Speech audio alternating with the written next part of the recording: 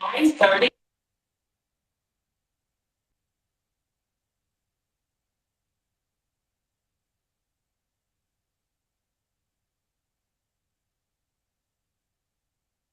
Okay, I'll do that again. Good morning. Good morning. I am Arlisha Wilson. I will be the chair of today's meeting. Thank you all for being here. It's 9:30. I'm going to call the meeting to order. We'll get started with preamble. Madam Secretary? Thank you, Madam Chair. My name is Liz Kukla. I'm the Secretary of the Board of Zoning Appeals, and I'm going to read the preamble for you this morning, this Monday, March 3rd, 2025. In compliance with notification requirements of the city's open meeting law and section 101.021 of the codified ordinances of Cleveland, Ohio, 1976, notice of this meeting has been publicly posted. All boards and commissions under the purview of the City Planning Department conducts its meetings according to Robert's Rules of Order. Actions during the meeting will be taken by voice vote. Abstentions from any vote due to a conflict of interest should be taken for the record prior to the taking of any vote. In order to ensure that everyone participating in the meeting have the opportunity to be heard, we ask that you use the raise hand feature before asking a question or making a comment. The raise hand feature can be found in the participants panel on the desktop and mobile version and activated by clicking the hand icon. Please wait for the chair or facilitator to recognize you and be sure to select unmute and announce yourself before you speak. When finished speaking, please lower your hand by clicking on the raise hand icon again and mute your microphone. We will also be utilizing the chat feature to communicate with participants. The chat feature can be activated by clicking the chat button located on the bottom of the WebEx screen. Please note that call-in users can unmute by using *6. All meeting activity is being recorded via the WebEx platform. These proceedings are also being live streamed via YouTube for public view. We provided a link to the meeting for those who wish to speak on a particular case via our website and email. All requests to speak on a particular matter have been considered. We've also received emails from those who have provided written comment on a particular matter. Back to you, Madam Chair. Thank you, Madam Secretary. Let's go ahead and call the roll. Sure. Ms. Babe? Present. Ms. Holzer? Present. Ms. Roca will be absent this morning. Mr. Madison is also not at the table yet, and Ms. Wilson. Present. Madam Chair, we have a quorum with 3 members. And we would like to state at this time for the appellants, with 3 members, you run the risk of the variance being denied, as any motion would need a unanimous vote. So at this time, if the appellants would like to postpone to a date when we would have 5 members, they may do so at this time.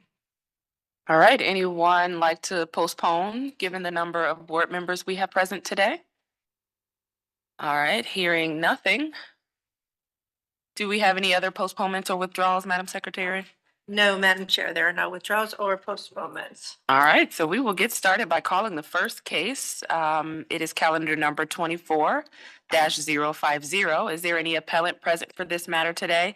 This is located at 3620 Lorraine Avenue. JS Associates LLC is the appellant for this matter. Do we have a representative from JS Associates LLC online?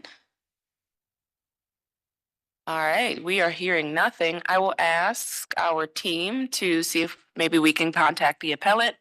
And while we do that, I'll move on to calendar number 25-015. This is at 3655 Bosworth. Do we have an appellant present for this? Okay, I see some folks moving to the table. So let's go ahead and read that case in. I'll turn it over to you. Our first case is calendar number 25-015. This is at 3655 Bosworth Road. 3655 Bosworth LLC owner proposes to expand the bar use to include a restaurant in a 2-family residential district. The owner appeals for relief from the strict application of the Cleveland Codified Ordinances as stated in the agenda and the public record, of which there are 2. And Madam Chair, who would you like to have do the oath? I can do it. Okay. Yeah, we don't have Roca here. Yes, I can do it. Okay, so I will note for the record that we now have a 4th board member. Mr. Madison is now present. And I will move on and swear in everyone who's present for this matter that we're currently doing.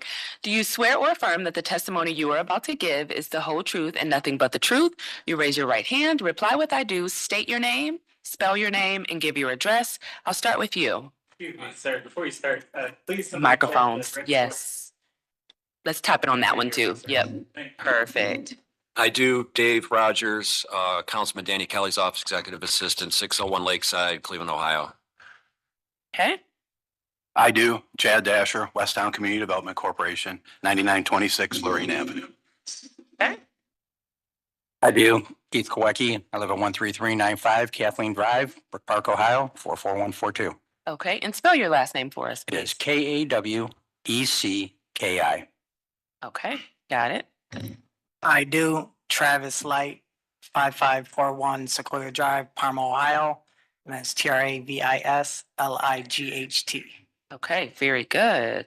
Anyone online wishing to speak in this matter? All right, hearing none, we will go ahead and move to the history of the case, please. Thank you, Madam Chair. This property was originally zoned general retail in 1929. In 1992, it was changed to the current two-family zoning district. In our Records Administration Office, we found that in 1926, a permit was issued to erect a two-story stores and apartment building. In 1964, there were violations on the property for what was stated at that time as a 2 stores and 3 suites building. Violations were corrected. There are no variances on file. And then in the more recent history, we see that there was a certificate disclosure issued in 2014. That again, the use is as 3 dwelling units and 1 store. A rental registration was issued starting in 2012. And then in 2016, a permit was issued to replace storefront balconies. And in 2023, a lead safe certificate was issued to the property. It was applied for and it is stated as active. And then again, in July of last year, lead safe certificate renewal was certified. And registration renewal was issued as well. That's all that I have. Thank you, Madam Chair. Okay, thank you so much. I'll move to legal, please. Madam Chair, members of the board, appellant is requesting a use variance from the requirements of the zoning code. To obtain the use variance, appellant must prove that denying the request will result in an unnecessary hardship particular to the property, such that there will be no economically feasible use of the property without the variance, will deprive the appellant of substantial property rights, and that granting the variance will not be contrary to the purpose and intent of the zoning code. Okay, thank you so much. Now that we've done that, I'll go ahead and hear from the appellant. Who would like to speak on behalf of the appellant? I'll start first. That's fine. Okay, go ahead and identify yourself for the court report. My name is Keith Kowecki. Okay, I own a building Okay. and a business. And when I bought that, they had a kitchen in there. And they used to do fish fries and everything else in there before. And fish fries and pierogies was the original sign. So when we did storefront renovation, we also, at the time, Donna Brady was the council person. And she suggested we put a kitchen in there and turn it into a restaurant. So we went ahead and worked through her and put a kitchen in. And then we sat on it for years and want to go back and revisit it. We've never used a kitchen. So we have a complete functioning kitchen in the establishment as it sits right now. We just have never used it, and we decided that now that we go ahead and want to move forward that this way we can work with our customers. There's no place to eat around there, so we're trying to make it so it's benefit to the community more than just a bar. So we'd like to have it as a restaurant too. okay. All right. Any other comments from anyone else on the team? Anything would you like to say? Travis Light. I am son-in-law of Keith Kowecki. I'm married to his daughter. He was looking at keeping the bar around in the neighborhood. He owns a couple other properties and businesses and asked us if we'd like to keep the bar going, keep it in the family. It's been a pillar in the community. And it's something that we are stepping into, trying to do small upgrades. And one of the biggest things, as he said, is the kitchen. Put in a brand new kitchen 9 years ago, I believe. Yes. And I believe to be a part of the community would be an amazing thing to feed them as well. We have a bar. We try to do everything we can for the community. We hold neighborhood gatherings, and being able to feed them, I believe, would be a big step in the right direction, not only for the business, but for the neighborhood as well. Okay. And can you describe what hardship you would face if you're not granted this variance today? Without the kitchen, it makes it hard to keep people there And we spent over $50,000 in the kitchen when we put it in. And I really need to reclaim that money back to keep the business going. As you know, it's very hard to run a business now, a small business in a neighborhood. And it's definitely hard to make any money. It's hard to pay the taxes and everything else. So without the kitchen, it's going to definitely hurt business. Understood. And, you know, I mean, people come in all the time and they want to eat. Mhm. And they've closed down a lot of places around me, and it's so expensive for everybody to go to eat. They don't want to go to McDonald's. They'd rather be able to sit in a place where they could sit down and have a meal and have their family there too. So that's it. It would definitely hurt business without the kitchen open. Okay, understood. All right, I'll turn now to you, gentlemen. I'll go first. Chad Dasher, Westtown Community Development Corporation. I was the practitioner at Westtown that did the storefront renovation with Mr. Kwecky. Prior to him purchasing this property, this was a problem corner with previous bar owners, and the level of investment he's put in, and I could honestly say that the problems on these corners have gone down significantly. He's done a really good job here. And this thing, you know, I've been working in this neighborhood for 25 years, and this thing was traditionally always a bar grill. Mr. Quickie came in, did all the work, and we completely support the reestablishment of this use here at this location. Okay, and what's your opinion about this use affecting sort of the general spirit of this area? I don't think it will at all. I mean, it's already operating. I mean, it's already operating as a bar. It has been for a long, long time. Okay. By adding food, I think it would only give a benefit Okay. to the area. There was a little deli right there was at Linnet. No, I'm sorry. I think it was Linnet. Steve's Deli, or just, you know, a couple blocks down, that recently just stopped serving food. I just think this would be good in this neighborhood here. I don't see how there would be any adverse effects. I just think it would be being able to go there. You're going to bring even more clients, different clients in when you're offering good food. Okay, understood. Thank you. Okay. All right, I'll turn to you next. Dave Rogers, Councilman Danny Kelly's office. I think it would greatly improve the spirit of the neighborhood. It's a very quiet little bar. It's like a blue collar kind of bar. It'd be great to just, you know, be able to get, in addition to a couple beers after work and some wings and a burger, simple type food. The neighborhood really needs that. That area of the ward is desperate for some nightlife. We've never had any problems with Bosworth since Mr. Kowecki's taken it over. I mean, it's been, you know, it's a quiet little mom and pop, so to speak, little bar.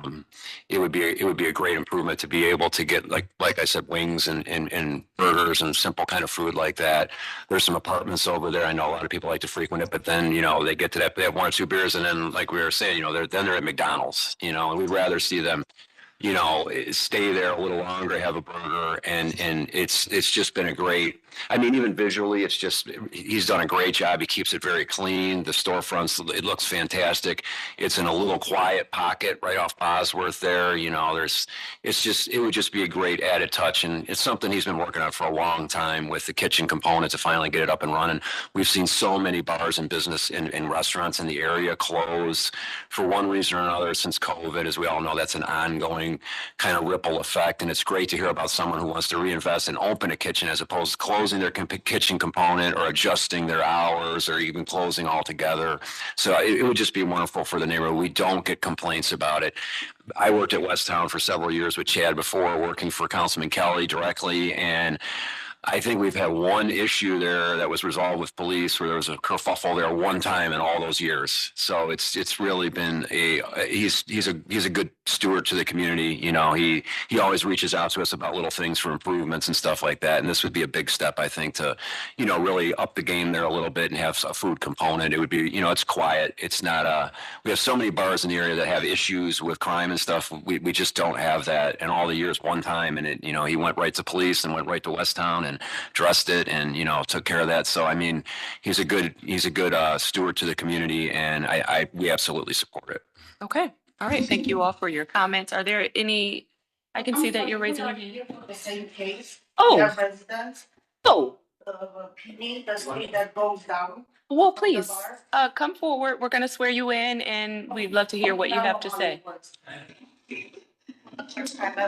Okay, So. yes, please.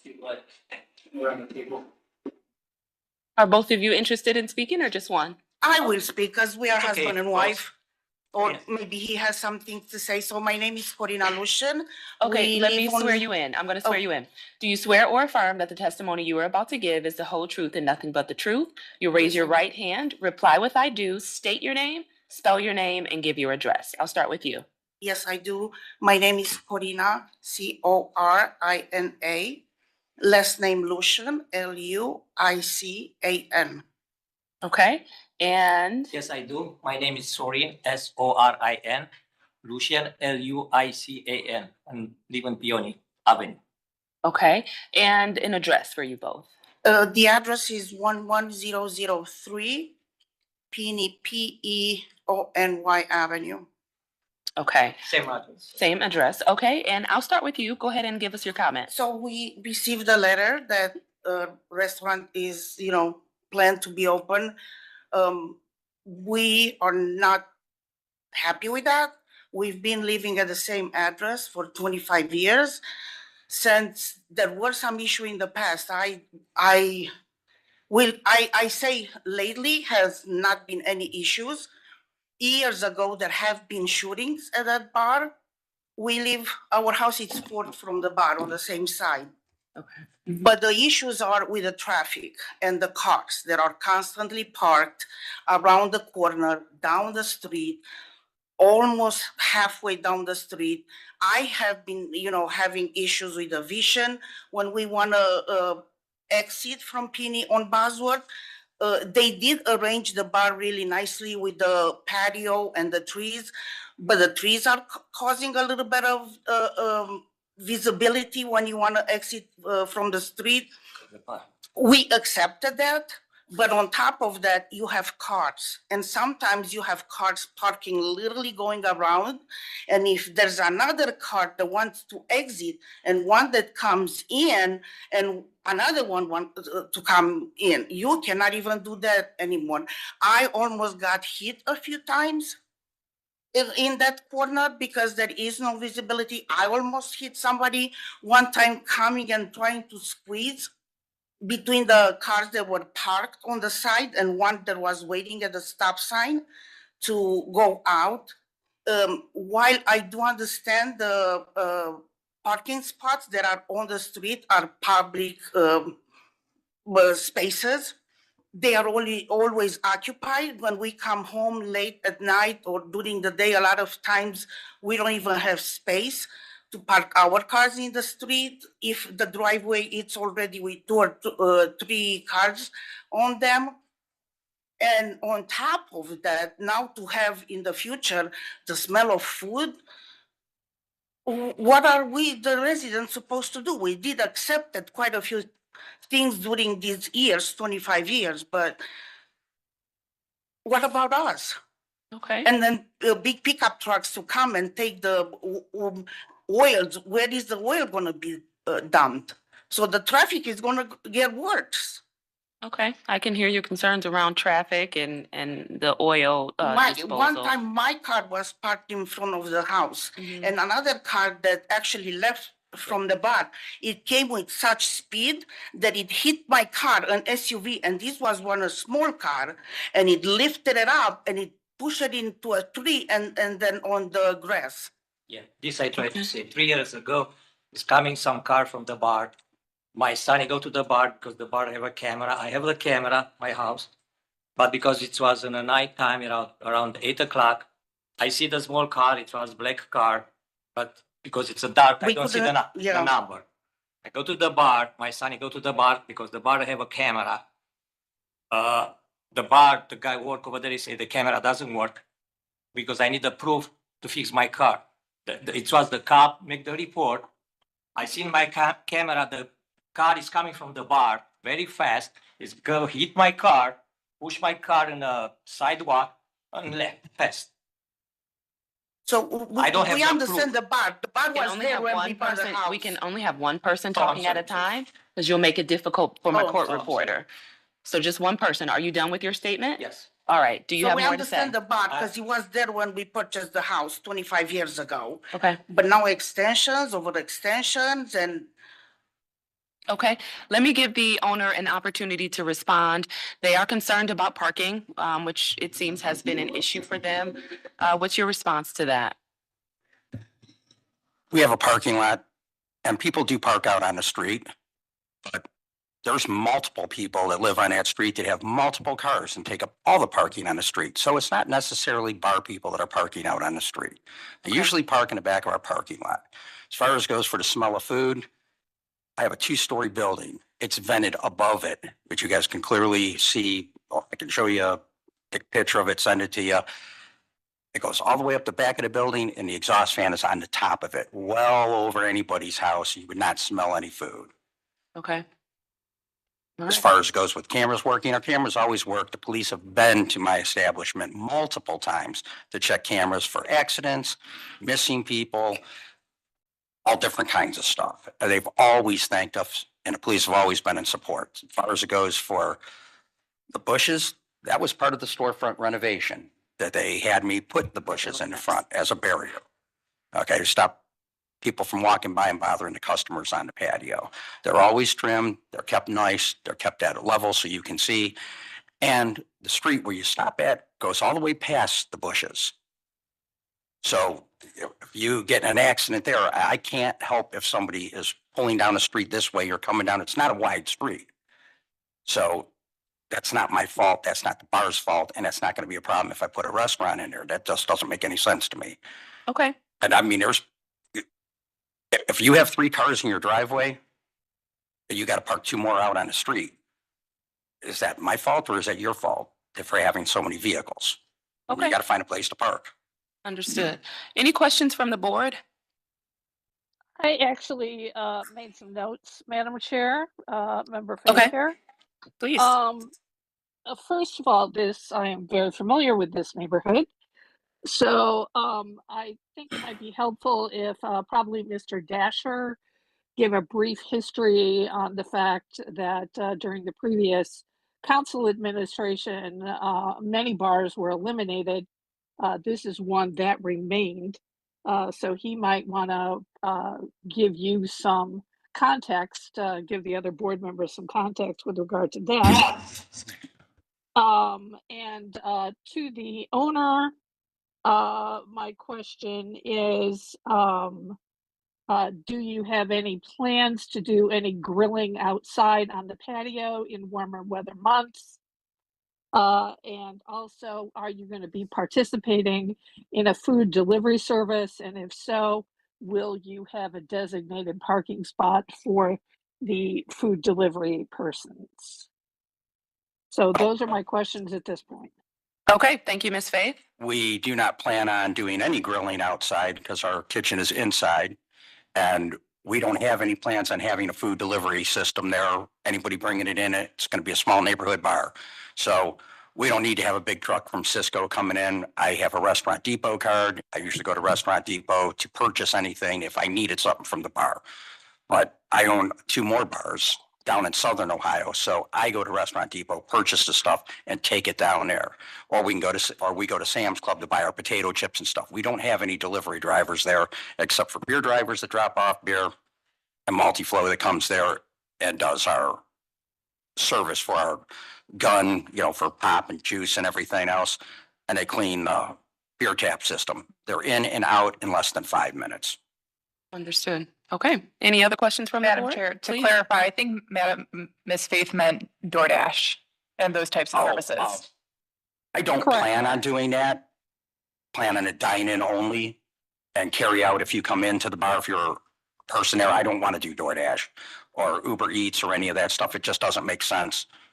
That's not something that I want to do. I don't want to have people order food from there. I'd prefer them to come in and enjoy the atmosphere. Okay. All right. Any other questions from the board?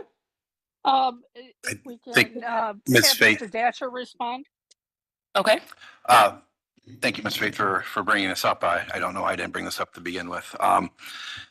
Through the previous administrations and even into the current one, problem bars in the Westtown neighborhood have always been dealt with pretty roughly, whether it's drying precincts or opposing liquor licenses. A lot of bars, I don't have the numbers in front of me, I wasn't prepared for that, but there, I would say at least I had been part of at least a half a dozen drying up precincts or contesting liquor license for problem bars that are always, that we consider not good for the community. The Bosworth Tavern has made it through all that. Especially when we had Councilwoman Brady, who was really tough on problem bars. If we were having those problems there, rest assured, she would have gone after it. And Understood. her win-loss record was very heavy in the wins. Okay. So All right. Got it. Any questions from city planning? Oh, we have a question from the board. I'm sorry. Go ahead, Mr. Madison. Thank you, Madam Chair. Just a question and followed by a statement. What are the hours of operation again for this establishment? Well, we have a D5 license that lets us operate from 5:30 a.m. to 2:30 a.m. to legally sell liquor and beer. We don't stay open that late. We don't open that early. So we open up at 1 o'clock in the afternoon. And then we close somewhere around midnight. And on the weekends, we will stay open till 2:30. So Friday and Saturday night, we'll stay open to 2:30. On Sundays, we're open from 1 to 7. But now if that does change, if we get a kitchen in there, it's a possibility. If we do get anybody wanting lunch, we would consider opening up at 11 for lunch for food. Okay. Because we do have a lot of people wanting to come in to eat. Okay. Thank you. That was going to be my question. If granted the opportunity to open up the restaurant, will the hours shift at all? So thank you for responding to that. And the statement is, thank you, for the feedback that you guys provided. And I think the challenge is always balancing the needs of the neighborhood also with the development of the community. But more eyes on the street is always good for a neighborhood in terms of just safety. So with that, Madam Chair, I'll turn it back to you. Okay. Return to city planning. Thank you. My name is Xavier Bay. I'm representing city planning. After discussions with the neighborhood planner for this area, Nate Lowell, it was determined that Bosworth has a bit of a little bit of a mixed use as far as retail and residential, and so we don't feel that the expansion of this as a restaurant would harm the character of the neighborhood. So we're supportive of the variances. Okay. Thank you so much for that. And I will ask for a motion from the board, please. Madam Chair, motion to approve calendar number 25-015. I'll second that. Okay. Let's call the vote. One more thing for the, sorry, for the record for clarification. Sure. The hours on Sunday, can you repeat that? We open up at 1 and close at 7 p.m., 1 p.m. to 7 p.m. Thank you. Madam Chair, if I could make a friendly amendment. Okay.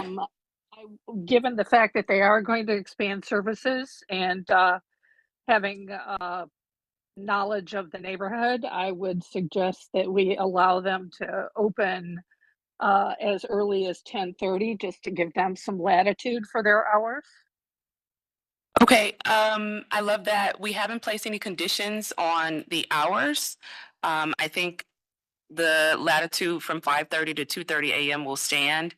So Great. that'll give them plenty of time to, operate within that window. So we have a motion. Thank you, Ms. Faith. So we have a motion from Mr. Madison. We have a second from Ms. Faith. Let's call the vote, please. Thank you. Ms. Holzer? Yes. Ms. Faith? Yes. Mr. Madison? Yes. Ms. Wilson? Yes. Calendar number 25-015 is granted. It'll be ratified next Monday. We'll send you a letter, but you can contact us next Wednesday for further instruction. Okay, thank you very All right, much. We you're very appreciate it. welcome. Good luck with your project. All right, we're next going to move on to calendar number 25-019. Excuse me, we're doing business. I'm going to move to the next case, please. Calendar number 25-019. This is at 2948 West 12th Street. Is there an appellant present for this matter? Okay, perfect. Let's go ahead and read the case in. Our next case is calendar number 25-019. This is at 2948 West 12th Street. And I apologize in advance if I butcher anyone's names. Endis Pupils? Endis Pupils, is that correct too? Pupils, okay, cool. Owner proposed to construct a 1,400 square foot, two-story timber frame garage on a 3,795 square foot lot in a B1 two-family residential district. The owner appeals for relief from the strict application of the Cleveland Codified Ordinances as stated in the agenda and the public record, of which there are 3. And with that, I will hand it over to you, Madam Chair, for the oath. Thank you, Ms. Holzer. I'll go ahead and swear in all who are present for this case. Do you swear or affirm that the testimony you are about to give is the whole truth and nothing but the truth? You raise your right hand, reply with I do, state your name, spell your name, and give your address. I'll start with you. Okay, I do. My name is Juliana Knezevich, Juliana Knezevich. My address is 2948 West 12th Street, Cleveland, Ohio, 44113. Okay, thank you. Next door neighbor, Ronald Severa, ZVARA, 2942 West 12th Street. Okay, I do. thank you. I do. My name is Endis, spelled Endijs. Last name is Pupols, Pupols. The address is 2948 West 12th Street, Cleveland, Ohio, 44113. Okay, thank you so much. I'll ask for history of the property, please. Thank you, Madam Chair. There's been no change in the zoning since 1929. In our Records Administration Office, we only found that in 1925, a porch was added to the property on site. It was a one-story structure at that time. 1965, a permit was issued to erect a garage. 1969, a permit was issued to add aluminum siding to a single-family dwelling. There are no variances on file, this address. And then in the more recent history, we just see that in August of last year, a violation notice was issued to the property regarding building without a permit. That's all that I have. Thank you. All right, thank you, Madam Secretary. I'll turn to legal now, please. Madam Chair, members of the board, appellant is requesting area variances from the maximum floor area and accessory building requirements of the zoning code. To obtain the area variances, appellant must prove that denying the request will create practical difficulty not generally shared by other land or buildings in the same district, will deprive the appellant of substantial property rights, and that granting the variances will not be contrary to the purpose and intent of the zoning code. Okay, thank you so much for that. I will now turn to you and, wait, who's going to speak first? Okay, I'll turn to you. Give us a sense of what your project is. So it started by the old garage was leaning towards Ronald's property, and the roof was unstable and unsecure. So I decided to take it down and rebuild it. But as I was doing so, I realized it was sitting too close to the alley. I couldn't park a vehicle there. So I moved it in 2 feet to allow more access for neighbors to pass by. And it kind of became like a weekend project for myself, being a carpenter, I guess. The plan is to, since the house that we live in right now is quite small, and we have quite a large family, in-laws that we like to spend Sundays together. We decided that we want to utilize the garage above space to have family gatherings, and I'm pretty friendly with all my neighbors that live next to me, including Ron and George, that's also here, and in the Zoom meeting. And we always have good communication, and we always want to hang out whenever there's a good time. So that space, I figured, would be a great spot for us to all come together and just have a good time. I think that kind of, if Julie wants to, my wife wants to add something to it.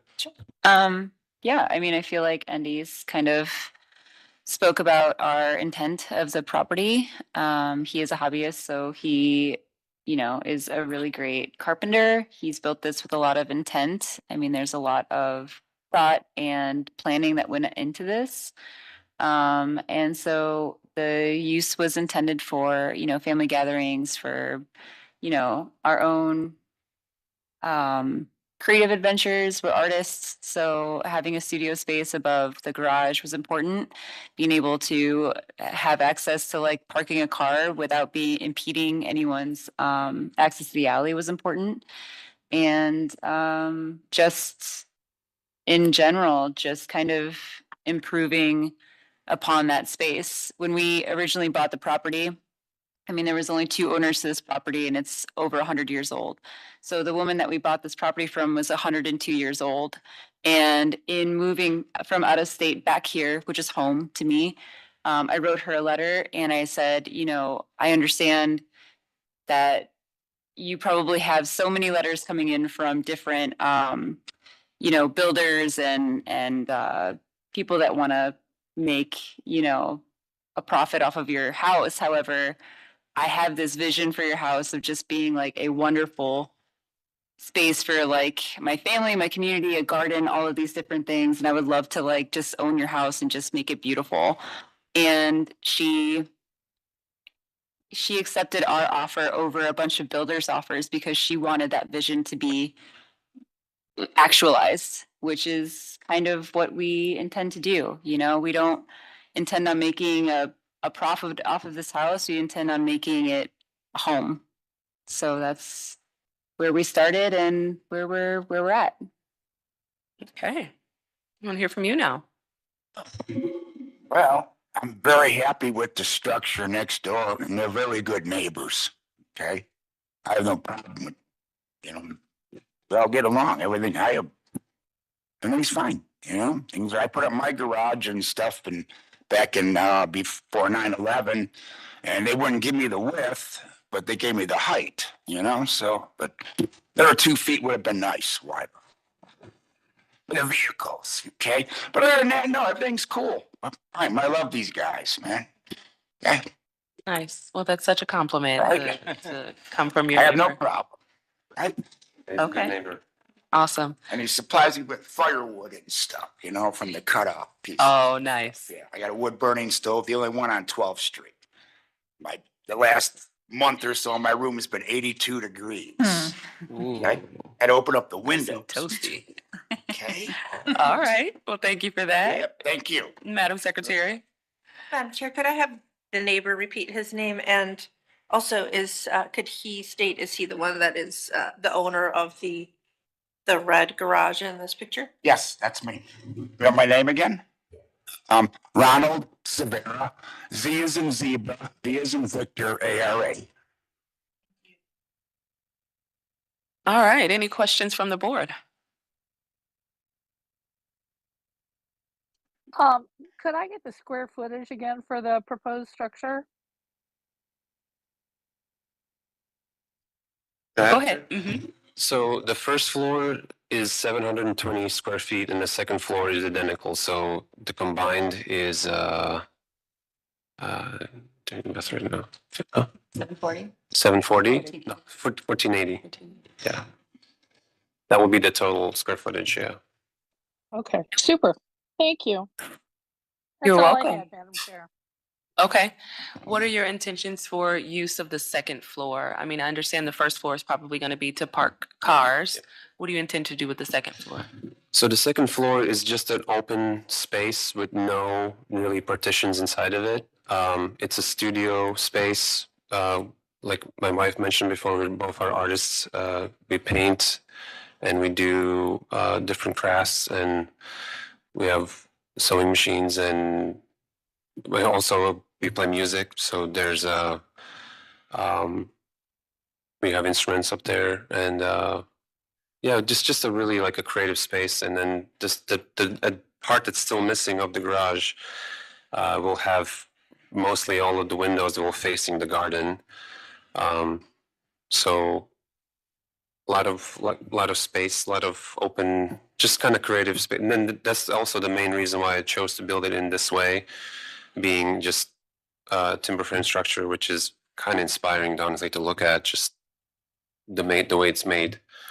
So yeah, it was really just an artist's studio space. With intent for family also Yeah. to stay. Andy's family is from Europe, so whenever they come, it would be a great place for a mother-in-law. So, yeah. Right. All right. Any comments from city planning? Hello, this is Xavier Bay representing City Planning. We do have a couple of comments. Also wanted to ask clarification. Could the applicant speak to the total height of the structure and the distance from the corner of the structure to the neighbor's house? Yes, so the total height is 21 feet to the ridge, and then the distance from my own main building is 22 feet, and the distance to the nearest corner of Ron's property, the red house, it's 4 feet on. That's the closest it gets, corner to corner, I guess. If you look at the photo there, you can see where the indicated neighbor's house, those distances are 4 feet. Okay. And when you say all of those distances, do you mean where it says new garage? Like this old garage? Yeah. here? So that the is 4 dotted feet. line is the property line, and that is 2 feet away. It sits exactly where the original garage was. Okay, And then, yeah, got it. So the original garage was also 4 feet away? Yes. actually. yes. Okay, so it seems like you're just expanding it. I did move it in 2 feet away from the alley to allow just more, because if I couldn't park a car there on the apron before because it was just too tight, and then it wasn't safe to pass. Okay. Something to say. When the lady that owned the house, her husband said they wanted more land between the house and the garage. That's why he had it moved back so far.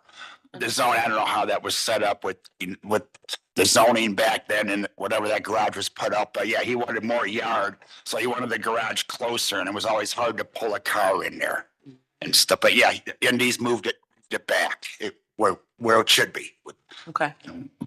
Does that conclude your questions, Mr. Bay?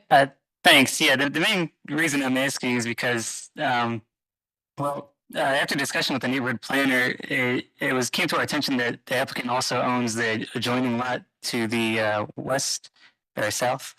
And so, if we would have heard this before it was actually built, we would recommend that the structure be moved further away from the neighboring house, really because of the height of the accessory garage. It's our main concern, something that tall, only 4 feet, away from a neighboring home would generally not be something that we support.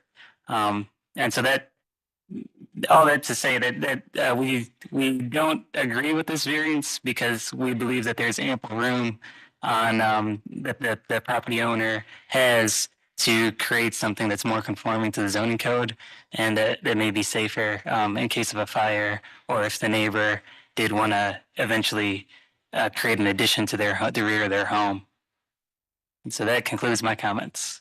So what adjustment would need to happen for it to be compliant? Well, the structure's already built, but we would recommend, moving the accessory structure further away from the neighboring home. I think this photo probably shows it the best. So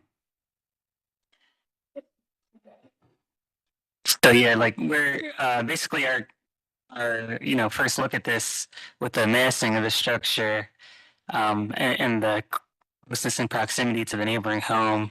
It was our main concern, so we saw that this lot here is also owned by the applicant on the top right of the screen, and so it would make more sense for something to kind of be centering the properties, if not completely on the adjoining parcel that the property owner has. Okay. And what's your response to that? My initial thought was not to go over the property lines, just in case if we ever do move, if ever our looking to relocate. I didn't want to like take that potential lot, I didn't want to use that space wastefully, I guess. And then I didn't want to just stretch out this building I wanted to build it as conservative as possible. That's why the height I chose to go higher rather than wider, or rather to push it over the property lines. I also decided to keep it where the original garage was. And that's that small extension, but that is extended on the closer to Ron's house. Like that was just purely just to just gain some extra storage and like a essentially to store outdoor equipment and things like that. That was my only reason why I made it in that shape. I was trying to be conservative with space. I did not want it to consume so much land in a city setting. All right, any other questions from the board? I do have a question, Madam Chair. Did you use any fireproofing materials when you were building the structure? So the siding itself is 1 inch thick, and it's solid wood that is burnt, and it's a Japanese method of burning the wood quite deeply to prevent any deterioration from water and outdoor elements and bugs, and also it's naturally fire retardant. Right. So The technique itself, the Shoshigiban technique, which is a Japanese technique for essentially weatherproofing wood, it becomes fireproof in the end. I'm sure my court reporter is going to want to know how to spell that. Can you spell what you just said? I cannot. Okay. So- Yeah, Yeah, I don't sorry. either. Not off the top of my head. Okay. You don't have to paint. Okay? It's more I natural. gotta paint like every 10 years on my garage. Oh, nice. Okay. That's so it's SUGI. from SHO, so from SUGI. outside it is fire resistant. From inside, there's an actual gap between the wood and the actual structure to allow air and natural drying of the wood. So did I use fire resistant material beyond that? No, not on. I had considered there is room where I can add into it. On the first level, there's a place I can remove the wood from inside. I can add a sheetrock, and I even offered Ron if this would ever become an issue where one of our structures need to be fireproof or fire resistant, I offered to insulate and sheetrock his garage to make sure that like we are compliant with this. Okay. Or the Any other questions from the board? Madam Chair, I'd like to thank Ms. Holzer for that question because that's where I was going to go. I'm familiar with that technique, so it does add to fire retardants, so that's excellent. I love the idea that the appellant is willing to add fire retardant materials to the interior of the house or the structure, and also offering to do so for his neighbors. So that alleviates some of my concerns. I do have a question about the roofing material. Could you tell me what you're using for that? The roof is a steel roof. It's a standing seam. Great. Yeah, so it's a low slope roof. So I chose to go with the steel to let the water drain a little bit quicker. Great. What's your pitch on that roof then? I can't tell you that right now, but it's if maybe some of the photos can show better, but it's All right, that's it's fine. yeah Okay. it's not very it's not flat, but it's also not very steep. You Okay, can walk on that's it. fine. Yeah. That's fine. All right. I'd love to see those extra steps taken for fire retardancy. That Okay. would, I think, make me more comfortable and perhaps city planning as well. Since we're in a ask forgiveness instead of permission situation. I do have another question. Would it be beneficial if I do to the both buildings, like in Ron's garage and mine, or is it fine if I just do to mine, or is it fine if I just do to Ron's garage? Any thoughts about that, Ms. Faith? Um, well, obviously there's a cost issue involved. I would certainly like you to see you do your own. You know, what you do with Ron, the neighbor, I'll leave that to work for you to work out with him. Okay, sounds good. That would be my thought, Madam Chair. Okay. Okay, thank you, Ms. Faith. Any other questions from the board? Madam Chair, I do have a question as to the details of the additional fire retardancy. What is that? What are we talking about? You mentioned sheet rock. We added. Sounds as though the exterior is already being mounted. Is that? Maybe just for the record, for the resolution, if we're going to add a condition. Yes. Okay, I'm not sure it's a condition at this time. Let's see if someone wants to craft a motion, and if that is a condition, we want to spell that out with particularity, please. I'll entertain a motion. Madam Chair, I'll make the motion and I'll add the condition that the appellant add a sheetrock material that exceeds the building code standard for fire retardancy. That would be the condition, something of his selection that exceeds standard building code for that particular situation. And with that, I would move to approve calendar number 25-019. All right, is there a second? Board Member Holzer, I second. All right, call the vote. Mr. Madison? Yes. Ms. Holzer? Yes. Ms. Faith? Yes. Ms. Wilson? Yes. Calendar number 25-019 is granted conditionally. We will ratify this next Monday and we will send you a letter. You can contact us next Wednesday for further instruction. All right, Right. thank you, All right, appreciate and it. you're clear about the condition, right? Yes, Okay, I have one more question. So since the building is 2 stories, and then the first story is obviously it's much closer to Ron's property, and do I need to fireproof just the first floor, the second floor, or the entire structure, or just that wall? Just yeah, go ahead. Ms. Faith? I would say here's the situation. You're looking to do fire retardation as much for his garage catching on fire should something happen to a vehicle in his garage and it's spreading to your structure, as it is your structure spreading to his. Okay. Since yours is 2-story. I thought so. Hold on a second. Hey, Ms. Faith, hold on one second. We're hearing from Ms. Leonard. Ms. Leonard, can you chime in, please? Good morning, Madam Chair. Shannon Leonard, Chief Zoning Administrator. So the Building and Housing Department will ultimately have to make the determination as it pertains to the fire code, what is necessary for fire retardation, or if the property or the building can be located where it's being proposed. Okay, understood. So we're gonna move to approve the variance and we'll leave the fire retardation issue to your department. Am I hearing that correct? That's correct. Building and Housing will won't issue the permit unless they meet the fire code. Okay, very good.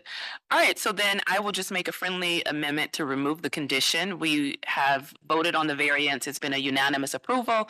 We're just going to remove the condition from that and allow that to remain at the purview of Building and Housing. Thank you, Ms. Leonard. Your variance is approved. You still have another step to follow as far as that goes. So you'll consult with Building and Housing as far as exactly what's required That's for that great. fire retardation, All right, okay? thank you. All right, well, good luck with your project. Thank you. All right. So we're going to move on now to calendar number 25-020. Do we have an appellate here for this property located at 4208 Clinton?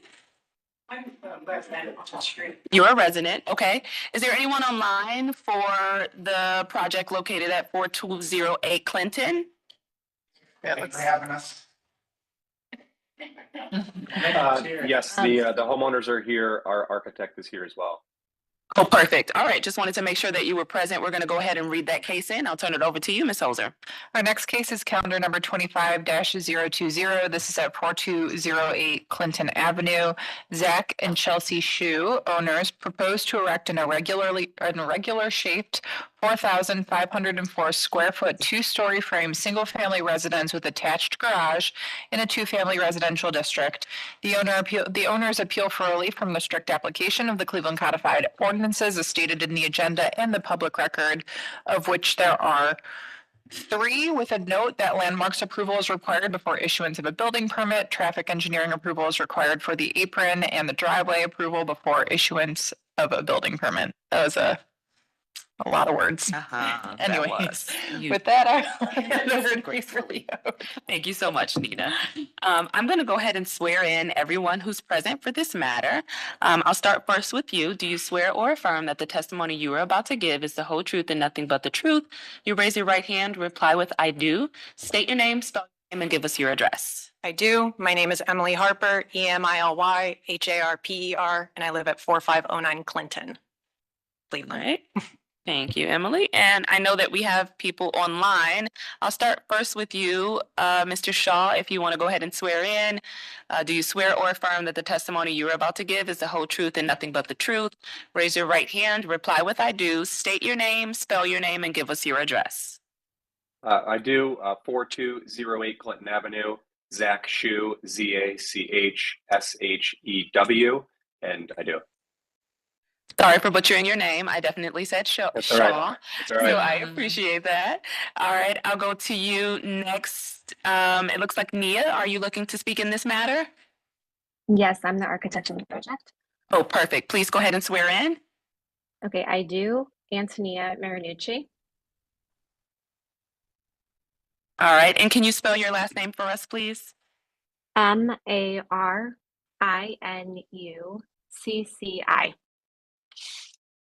Hey, perfect. Anyone else online looking to speak in this matter? I see that there is a Chelsea Shu. Do you intend to speak? I'll let them do the talking. All right, very good. Thank you.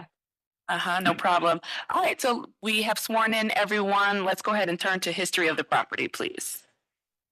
Thank you, Madam Chair. This property was originally zoned multifamily in 1929. In 1985, it was changed to the current two-family residential district.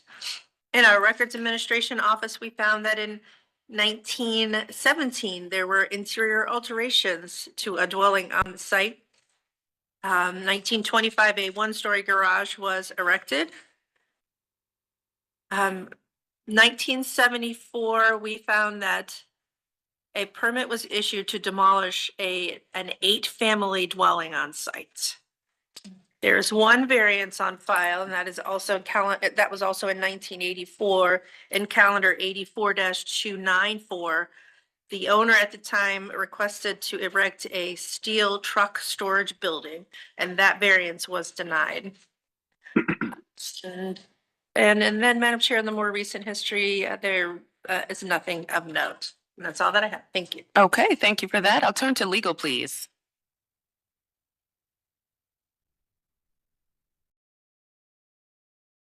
Madam Chair, members of the board, appellant is requesting area variances from the required rear yard and required front yard setback requirements of the zoning code. To obtain the area variances, appellant must prove that denying the request will create practical difficulty not generally shared by other land or buildings in the same district, will deprive the appellant of substantial property rights, and that granting the variances will not be contrary to the purpose and intent of the zoning code. There's a note that the board is restricted in its ability to grant a front yard setback variance unless certain circumstances exist per section 329.04C. Okay, thank you for that. I will, Shannon, I can see that your hand is raised. Please go ahead. Yes, ma'am. I just want to correct an error on the letter of nonconformance. The second variance request for the front yard setback was based on an error in the calculations in terms of the plans examiner used 15% of the lot, but when more than 20% of the street is filled, essentially houses are still existing, you would use the average setback. And so based on those calculations, they no longer need the front yard setback variance, as they're required to have an 8-foot front yard setback, and they are proposing an 8.5-foot front yard setback. So I just want to get that for you guys before you get into the case. Okay, thank you so much for that. So it sounds like variance number 2 is not needed. Is that correct, Ms. Leonard? That's correct. Okay, perfect. So we'll just hear the case based on variance number 1. Am I going to hear from you, Mr. Shu, or should we turn to your architect first? We'll let Nia do the talking to start out. Thank you. All right, very good. Go right ahead, please. Thank you.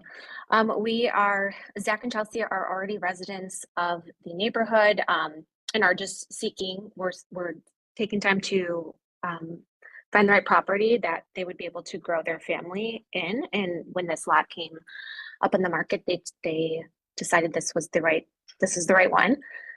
So we have gone through, you can flip through this. This is just the parcel mapping, historic parcel mapping of the property, the current property.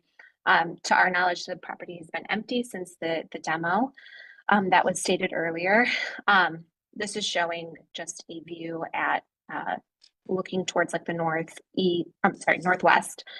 of the existing lot.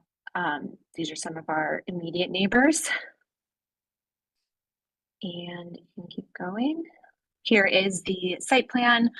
I guess if we're going to be focusing on the rear, it's a proposed single family home. I believe we're around 4,600 square feet. There is an attached garage at the facing Wheat Court, the existing alley. You can go to the next slide. You see. Okay, so I guess we'll look at this one if we do not need the front one. And we appreciate that clarification. So we were, the way Rodney explained the calculation, there's a function of the height of the structure, which would require it to be the 25-foot 6 inches. We have proposed the 24-foot 11. And we weren't expecting a variance because we thought we were within the 20-foot rear setback with the inclusion of half of the alley width. But here we are, we're 7 inches off based on that height. The height restriction that kicked in, as Rodney explained it. So I think it's pretty straightforward that we're just sort of right within that window. Again, 7 inches. So we're hoping, rather than having to tweak the design, which we could if necessary, though everything is already done and filed for permits and for construction. So obviously that's why we're here. And that is what we're seeking relief from in terms of those 7 inches at the rear of the property. And if you want to go, I think I included plans and elevations for reference, front one, but we can, yep. And we've already gone through, the necessary around schematic approval and final approval from landmarks. This is really the last kind of bureaucratic step for us to get them moving along in the permit process. Okay. Thank you for that. Does that include your remarks, or did you have more? Unless anyone has specific questions as to like the siting, then I think that pretty much explains how we got here. Okay. I'll turn to you now, Mr. Shu. Any other thoughts in addition to what we've already heard? No, I think Nia stated it well. Just seeking a small 7-inch variance here for the back of the property. My wife and I bought this property, a double lot, with the intention of building a single family home on it for our family to grow into. We're down the street right now and we're running out of space. So rather than have a contractor or a builder come in and try to put multiple structures on the property, this fit our profile perfect. And our intent is to put a single family home in the neighborhood. The business on the opposite side of the alleyway from us, where we're seeking this variance, is actually the ones who sold it to us. And they had 2 offers, one from us and one from a builder who wanted to put multiple structures on the property. And they sold it to us because originally their father owned it, and it was a single family home. It was converted into, I think as it said, an 8-family structure. And then it partially burnt down, and that's when it was destroyed in the mid-70s. So They've owned this for the greater part of 60, 70 years. And their ultimate dream was to see a single family home here. So they sold it to us with the intent, and we pretty much check in with them weekly to show them updates on where we're at. But they're excited to see a single family home back on the property. Okay, thank you so much for that. I'll turn to you now for your comments. So I first just want to start out by saying I don't intend to make any enemies of current or future neighbors, and maybe this public comment isn't necessarily appropriate if it's already zoned and permitted to be built as a single family home. But there are a lot of palatial single family homes on Clinton Avenue. I have been a resident of 4509 Clinton Avenue for 10 years. I've been a resident of the Near West Side for 11 years. And that entire time I've been a renter. I have a good job. I have advanced degrees. I cannot afford a home in my neighborhood. I am mercifully, under a rental agreement with a local landlady who tries her best to keep her properties affordable for her tenants. And when I see a 4,500 square foot single family home being built on what was it originally, an 8-family dwelling, we're taking away the density from our neighborhoods, and we're dividing the community even further if less people are filling that space. Zach, Chelsea, I'm sure you have a beautiful family, and I can understand the growing pains. And again, like if the site is already approved for a single family home, maybe this is just commentary for going forward and what types of structures are approved in the Near West Side. I guess that's kind of why I'm here. When I saw the sign in the tree lawn that said it was for a single family home, I wanted to learn more. So I came here, and I see 4,500 square feet, and it just kind of makes my heart sink a little bit, because that is so much land that could be used for, single property owners or, people without children. I really want to put down roots in that neighborhood, but financially, when houses like this go in, it makes it really hard to achieve that dream. There were, in the last 5 years, when COVID started, $400,000 townhomes went up across from me. 2 years ago, an $850,000 home sold, and then an even larger one was erected right next to it, and I think it sold for $800,000. So it's just, it's disheartening as a resident of the city and someone who loves Cleveland and really wants to put down roots, that it's becoming so much harder to. Yeah, well, someone who is an urban planner, I totally understand your concerns and where you're going with that. Unfortunately, we're not here to consider the use of the property. We're only here to consider whether they should be granted the required rear yard variance, which is a little bit different from the concerns you're raising. Understood, but Okay. But we thank you for on being the here. record. and- Yes, we thank you for coming to voice your concerns. Thank you. We do. I'll ask for city planning. Any comments or questions? Thank you, Madam Chair. My name is Xavier Bay, representing City Planning. We don't have any, opposition to the variance requested for the rear yard. They're practically meeting it. I will also just mention for the record that this project was granted the certificate of appropriateness and given landmarks approval. I see a date of 1/27/25 as the final approval for the certificate of appropriateness. Okay, thank you for that detail. Any questions from the board? Madam Chair, I'll ask the hardship question. So if not granted this variance, what hardship will the owners experience?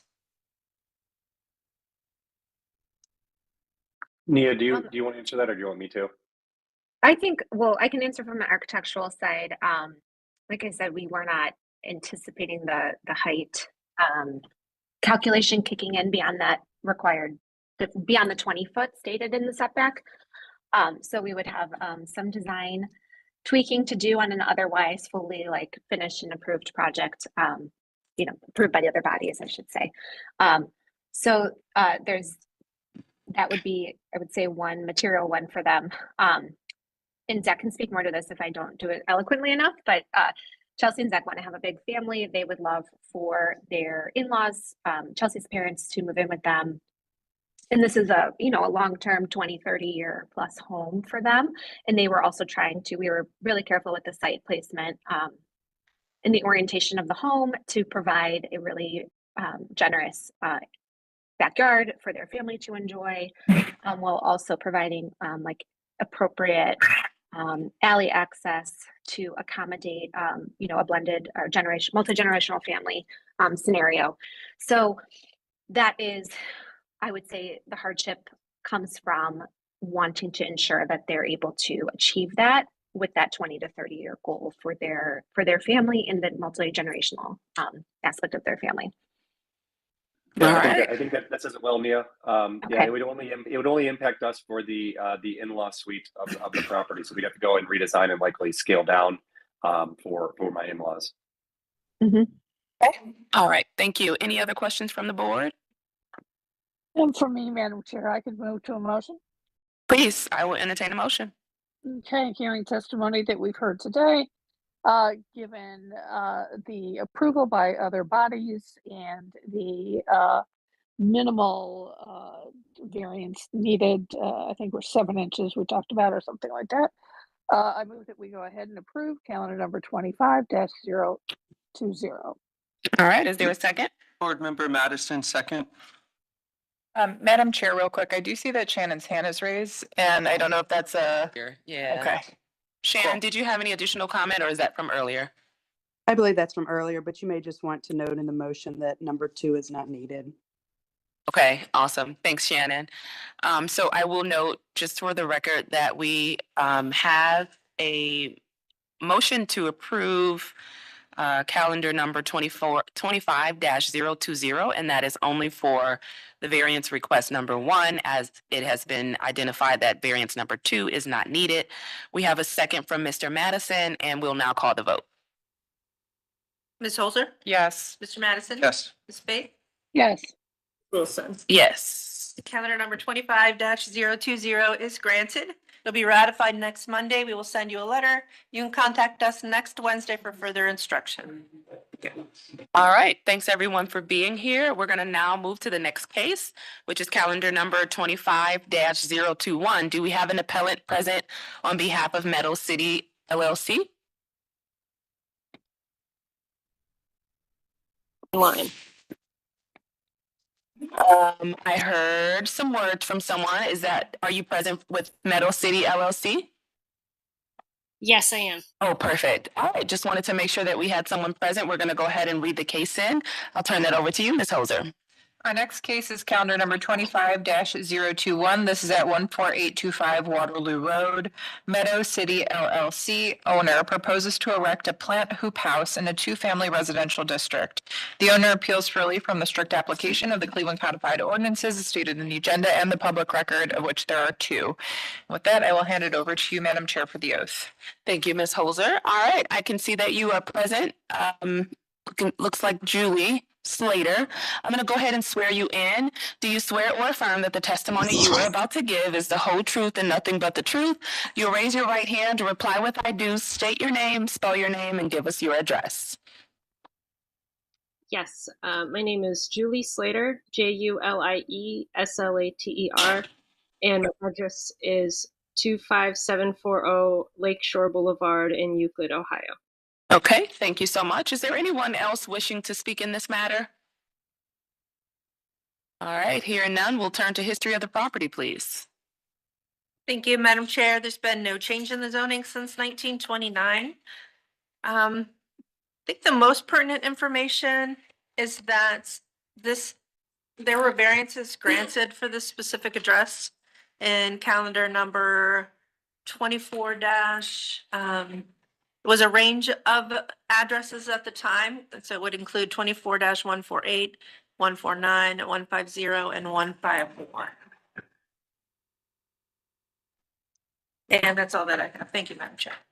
Okay, you said there were variances. Were they granted in those matters? Yes, I'm sorry. Yeah, they were granted. You may remember the variances were identical regarding the fencing, that the same fencing that she is requesting today.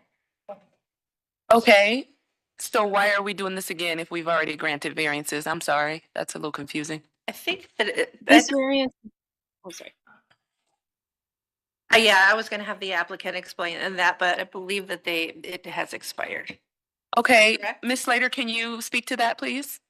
Sure. Actually, this variance is for the hoop house. So the variances that we got previously were for a 6-foot fence Okay. along the southern property. And this variance is just for the addition of a hoop house as well when we do the construction. Okay, that clarifies it. Thank you so much. No problem. All right, we'll turn to legal, please. Madam Chair, members of the board, appellant is requesting area variances. I have from the fencing requirements, but I'm not sure if that's applicable, and accessory structure requirements of the zoning code. To obtain the area variances, appellant must prove that denying the request will create a practical difficulty not generally shared by other land or buildings in the same district, will deprive the appellant of substantial property rights, and that granting the variances will not be contrary to the purpose and intent of the zoning code. Okay, thank you for that. All right, I will turn to you now, Miss Julie Slater. Why don't you tell us what you're going to do with your project? Sure. I own Meadow City Native Plant Nursery. I think I submitted some slides for this. We have a retail nursery which is to the east of the property we're discussing today. We grow native plants that supply pollinator gardens and habitat creation. And this property, which is around the corner along the I-90 Marginal Road, we are planning to use to grow native trees and shrubs and other native plants. So if you switch to the next slide, we have a variance for a 6-foot tall fence, which is wooden, running parallel to the sidewalk and the Marginal Road there.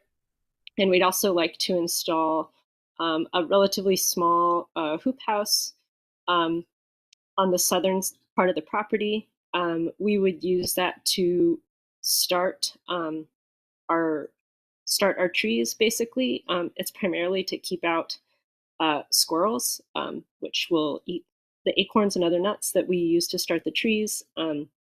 So we really need a structure to start those trees to be able to use the property the way we intend. The reason we put the hoop house kind of on the southern side of the property is that there are some trees to the north that would shade out the plants if we placed it further north. And yes, so if you continue with the slides, it's a 11 by 20.8 foot hoop house. It's one that we're going to make from scratch. It's basically sort of a wood and cattle panel design. I've got a photo on the next slide, I think. Oh, okay. Well, this is a view from the street. So we've got one adjacent neighbor to the west. And because of the height of the fence being 6 feet, the hoop house maxes out at 9 feet. We don't think it'll really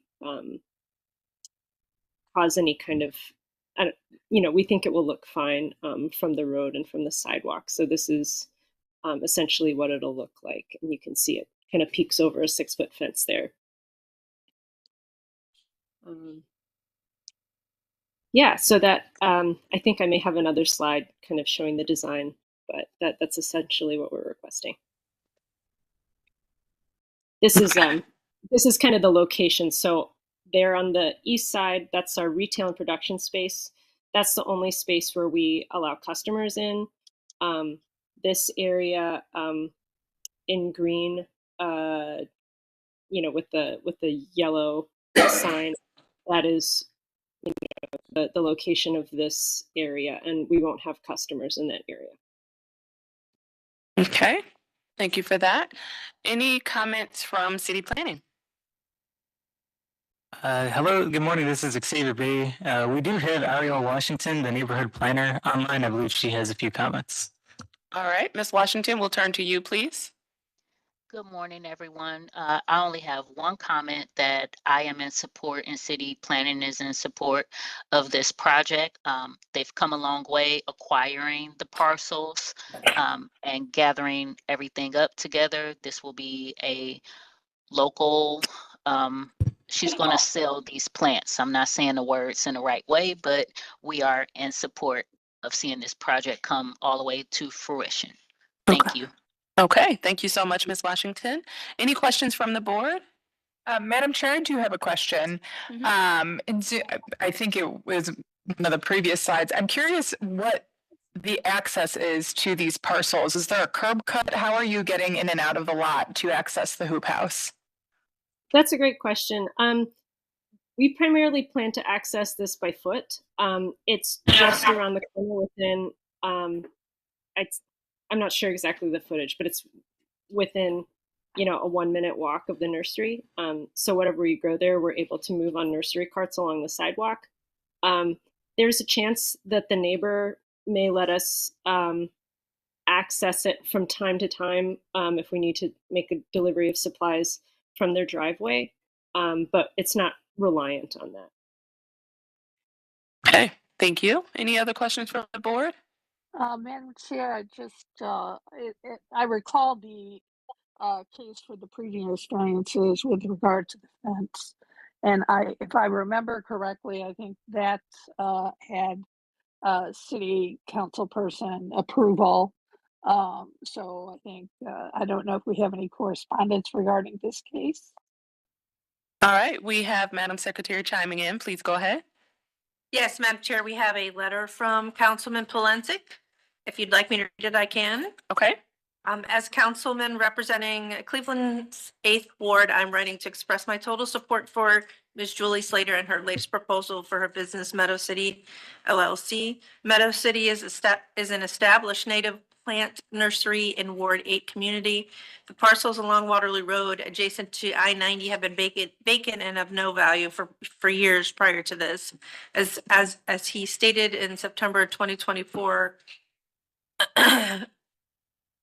he stated that they had no value in 2024 in September when these were first heard.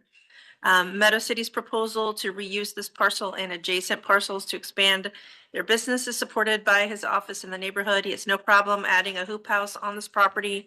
It is his understanding that this is also behind a fence along the roadway. The only thing of concern is that any grass area, including the tree lawn area along Waterloo Road, must be maintained. He's had discussions with Ms. Slater regarding her plans since the beginning, and he is impressed by the thought and reasons behind the endeavors there. This is a historical site, and development along these lines harkens to that history while being innovative and complementary to the needs of the community today. And if you have any questions, please feel free to contact him. And again, that was from Councilman Polensek, Ward 8. Then I also have an email from Amy Callahan, the Executive Director of Waterloo Arts, sending a quick note to say that Waterloo Arts is in complete support of Meadow City expansion onto the nearby properties. The owners of Meadow City have been terrific partners in the Waterloo Arts Districts. It's before they opened the nursery.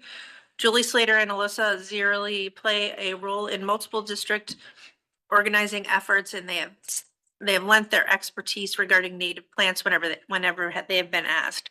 Julie is a part of the Waterloo Arts Green Infrastructure Planning Team, and Meadow City will grow the plugs for our new green roof.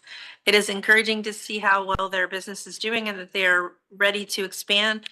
His yard and her yard and many Collinwood yards are more beautiful and healthier because of Meadow City. Cleveland is lucky to have Meadow City and hope that they will be able to continue to grow and serve Collinwood for years to come. And that's Amy Callahan, Executive Director of Waterloo Art. Thank you. What a compliment. All right, any other questions from the board? No questions, but I can go with the motion. I will entertain the motion, please. All right, I move that we approve calendar number 25-021, given its overwhelming support. As we noted in the previous cases, it's an excellent project for the community. Absolutely. Is there a second? Board Member Holzer, I second. All right, let's call the vote. Mr. Madison? Yes. Ms. Holzer? Yes. Ms. Faith? Yes. Ms. Wilson? Yes. Calendar number 25-021 is granted. It'll be ratified next Monday, and we will send the appellants a letter. You can contact us next Wednesday for further instruction. All right. Thank you so much for being Thank you. here, Ms. Later. Good luck with your project. Thank you. I will probably be seeing you again for some more fence to the east of that. So thank All you. right.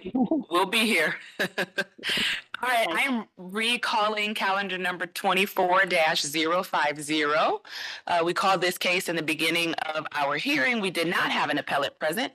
Do we have an appellate? Are you the appellate? No, I'm a law clerk for Sheep Street Saloons. Okay. And who do you represent? I'm Tony Miranda, Uh-huh. And who do you represent? Mr. J&S Associates, Mr. Sweeney. Okay, very good. Why don't you come forward? Uh-huh. I'm sorry, I reported to the public auditorium on Lakeside. I was looking at an old original notice of where to appear. Okay. So by the time everything was figured out, I showed up here at 9:44. All right. I Well, apologize. we held the case just for you to get here in Thank you time. so much. Not a problem. So we'll go ahead and read the case in now that we have someone present. Sounds good. I believe this is our final cases calendar number 24-050. This is an administrative appeal at for 3620 Lorraine Avenue. It's in regarding a public works invoice number WO-7010-1600235. JS Associates LLC, owner appeals under the authority of section 76-6B of the Charter of the City of Cleveland and section 329.02D of the Cleveland Codified Ordinances from the decision of the hearing officer dated February 14th, 2024 to uphold the City of Cleveland's Department of Public Works decision to issue invoice WO-7010-1600235 regarding abating nuisances, parenthetically grass cutting at the subject property. And with that, I will hand it over to you, Madam Chair, for the oath. All right, I'm swearing in all who are present for this case. I'll start with you. Do you swear or affirm that the testimony you are about to give is going to be the whole truth and nothing but the truth? All right, and give us your name. Tony Miranda, All right. T-O-N-Y-M-I-R-A-N-D-A. I'm a law clerk with Schuster and Simmons. Okay, thank you so much for that. And Ariel Kolk, I can see that your hand is raised. Go ahead and swear in, please. Ariel Kolk, City of Cleveland, 601 Lakeside. I do. All right, thank you so much. We will skip history of the property, given this is an administrative case. You see me, Madam Secretary. Let's have the legal standard, please. Madam Chair, members of the board, appellant is appealing an administrative decision of a hearing officer to uphold a public works invoice. The standard of review is whether the administrative decision was illegal, arbitrary, capricious, unreasonable, or unsupported by the preponderance of substantial, reliable, and probative evidence. If the appellant fails to meet this burden, the administrative decision must be affirmed. Okay, thank you so much for that. I will turn to you now first, so that you can speak regarding why you have made this appeal. Thank you. Our client had submitted an affidavit from he had hired a lawn care maintenance person to maintain that property.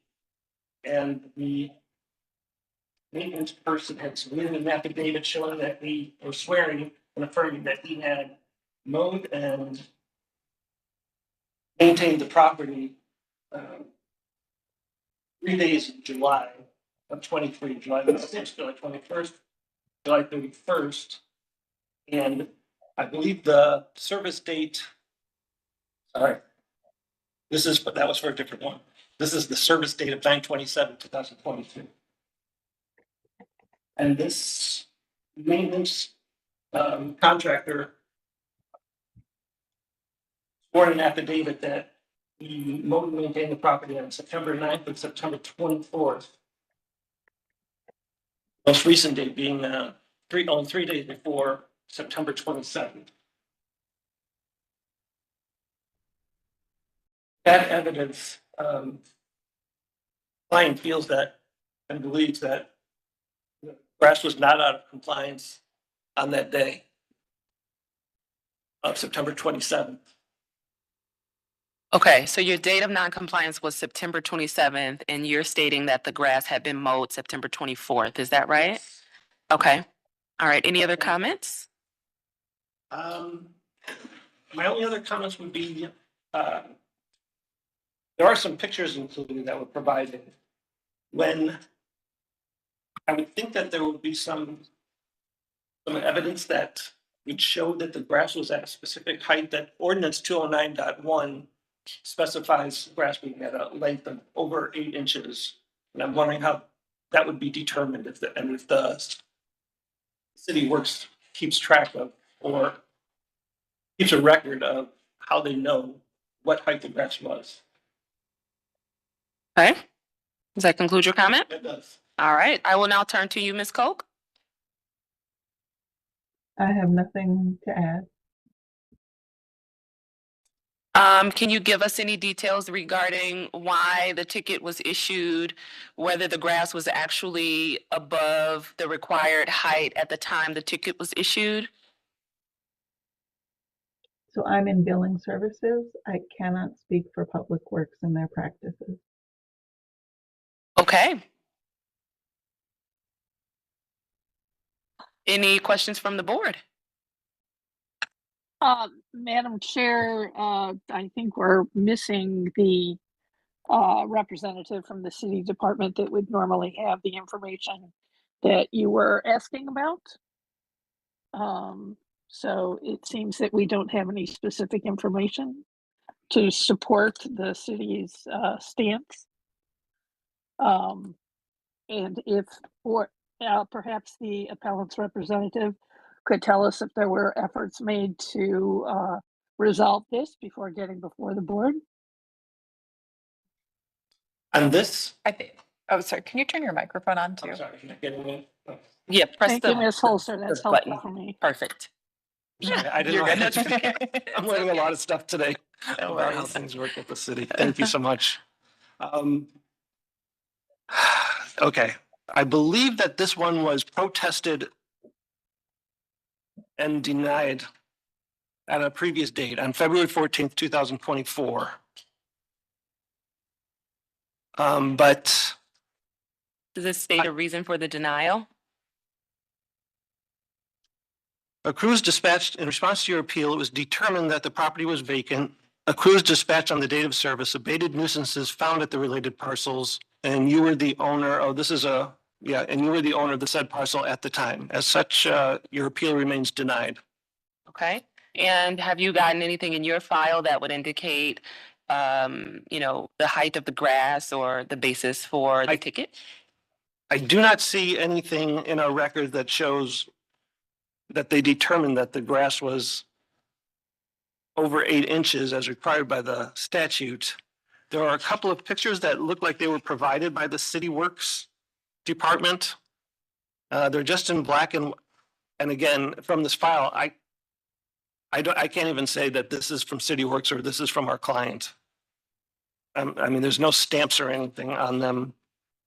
And I don't have the original email that from the city worker or city department that would have sent it. Okay. All right. Any other questions from the board? Madam Chair. Oh, sorry. Just one quick question, Mr. Madison. Could you tell me what the amount of the fine is for this? That's a question. It's $500. Okay. Did you, Ms. Faith? Okay.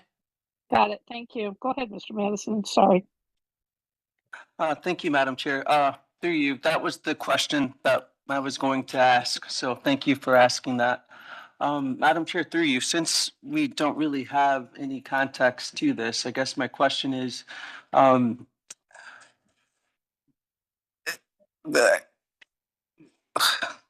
guess there's might be just two options here, depending on how we would like to proceed. There might be more based on what information is provided, but reducing the amount today so that there's still an amount that is still owed to the city, but reducing it from the $500 level, or postponing the case till we're able to pull more information in front of us. So we have a determination to make as to whether there's sufficient evidence for this ticket to have been issued. We have an appellant present who has given us testimony that the citation date was September 27th. And in fact, there is an affidavit from a person who has paid for lawn care services and that the lot was serviced on September 24th, which is just 3 days before the date of service. We don't have any evidence to the contrary. So I would ask for a motion to either approve or deny this appeal. Madam Chair, given the lack of evidence, I will make the motion that we approve the appeal. Board Member Madison, I'll second. And I just want to make sure my ducks are in a row. When we say we're approving the appeal, We are going to yield or Overturn. This, I don't think we're approving. yeah, the we're appeal, we're right? gonna rule in favor of the appellant. Okay, I just want to make sure that that was clear. Thank you so much for Right. clarifying your motion, Right. Ms. Faith. And then do you remain I second, will- Mr. Madison? Yes. All right, let's call the vote. Go ahead. Okay. Ms. Holzer? yes. Mr. Madison? Yes. Ms. Faith?